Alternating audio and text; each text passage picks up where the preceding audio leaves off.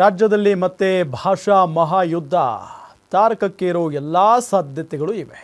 ಕರ್ನಾಟಕದಲ್ಲಿ ತ್ರಿಭಾಷಾ ನೀತಿ ರದ್ದುಗೊಳಿಸಿ ತ್ರಿಭಾಷಾ ನೀತಿ ಜಾರಿಗೊಳಿಸಬೇಕು ಅನ್ನೋ ಕೂಗು ಜೋರಾಗ್ತಿದೆ. ಕನ್ನಡ ಪರ ಸಂಘಟನೆಗಳ ಹೋರಾಟಕ್ಕೆ ಸಿಎಂ ಸಿದ್ದರಾಮಯ್ಯ ಸಹ ಧ್ವನಿಗೂಡಿಸಿದ್ದಾರೆ.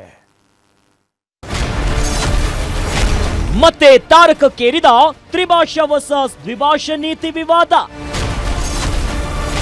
ಹಿಂದಿ ಹೇರಿಕೆ ವಿರುದ್ಧ ಕನ್ನಡಿಗರಿಂದ ಮತ್ತೊಂದು ಹೋರಾಟ.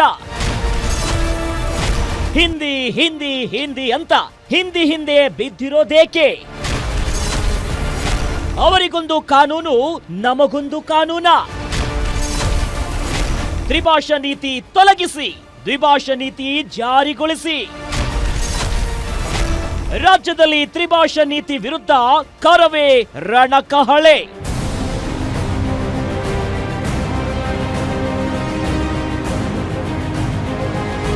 ಕೇವಲ ದಕ್ಷಿಣ ಭಾರತಕ್ಕೆ ಸೀಮಿತವಾಗಿದ್ದ ಭಾಷಾ ವಿವಾದ ಈಗ ದೇಶದ ಬೇರೆ ಬೇರೆ ರಾಜ್ಯಗಳಿಗೂ ವ್ಯಾಪಿಸುತ್ತಿದೆ.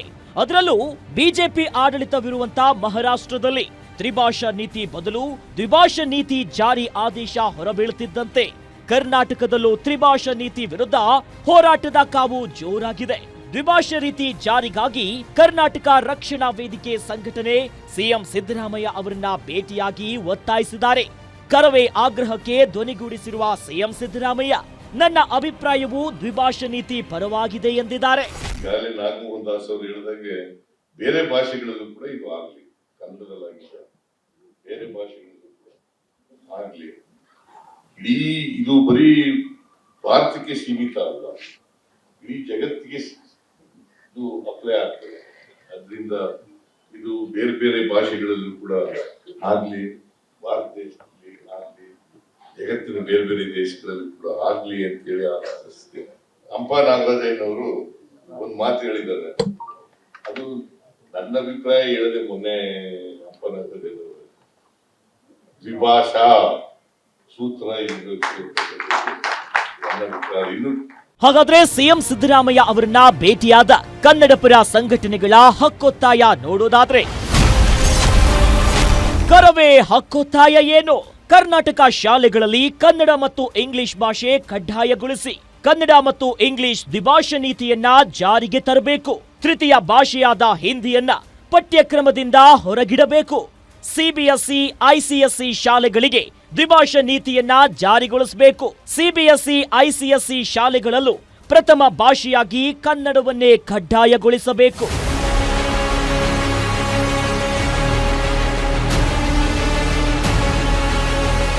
ರಾಜ್ಯಕ್ಕೆ ತ್ರಿಭಾಷಾ ನೀತಿ ಅವಶ್ಯಕತೆ ಇಲ್ಲ ಎಂದಿರೋ ಕನ್ನಡ ಪರ ಹೋರಾಟಗಾರರು ಹಿಂದಿ ವಿದ್ಯಾರ್ಥಿಗಳ ಮೇಲೆ ಶೈಕ್ಷಣಿಕ ಹೊರೆ ಅಂತ ಆಕ್ರೋಶವನ್ನ ವ್ಯಕ್ತಪಡಿಸಿದ್ದಾರೆ.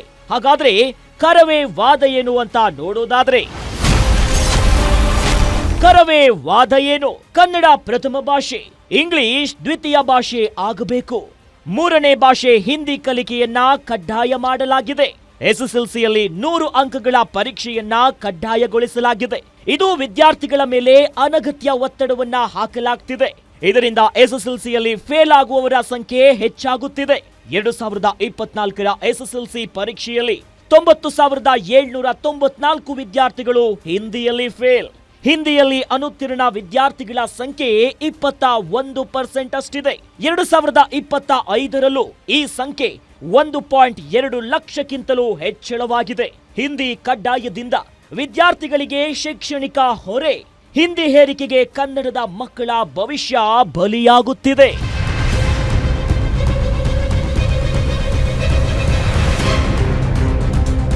ಇನ್ನು ಎಲ್ಲೆಲ್ಲಿ ತ್ರಿಭಾಷಾ ನೀತಿಯನ್ನ ರದ್ದುಗೊಳಿಸಲಾಗಿದೆ ಅಂತ ನೋಡೋದಾದ್ರೆ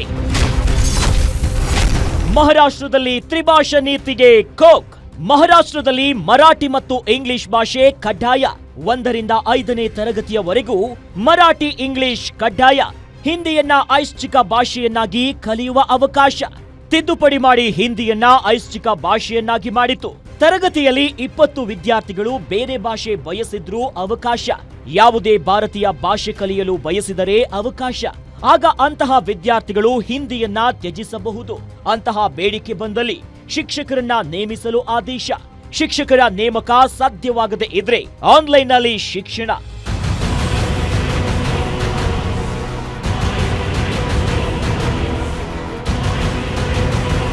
ಒಟ್ಟಾರೆ ತ್ರಿಭಾಷಾ ನೀತಿ ವಿರುದ್ಧ ಮತ್ತೆ ರೊಚ್ಚಿಗೆದ್ದಿರುವ ಕನ್ನಡಿಗರು ಈ ಬಾರಿ ನಿರ್ಣಾಯಕ ಹೋರಾಟಕ್ಕೆ ಮುಂದಾಗಿದ್ದಾರೆ. ಕನ್ನಡ ಕಾವಲು ಸಮಿತಿಯಿಂದ ಬಂದಿರೋ ಸಿಎಂ ಸಿದ್ದರಾಮಯ್ಯ ದಿಟ್ಟ ನಿರ್ಧಾರ ಕೈಗೊಳ್ತಾರಾ? ಕಾದಷ್ಟೇ ನೋಡಬೇಕು. News desk guarantee news.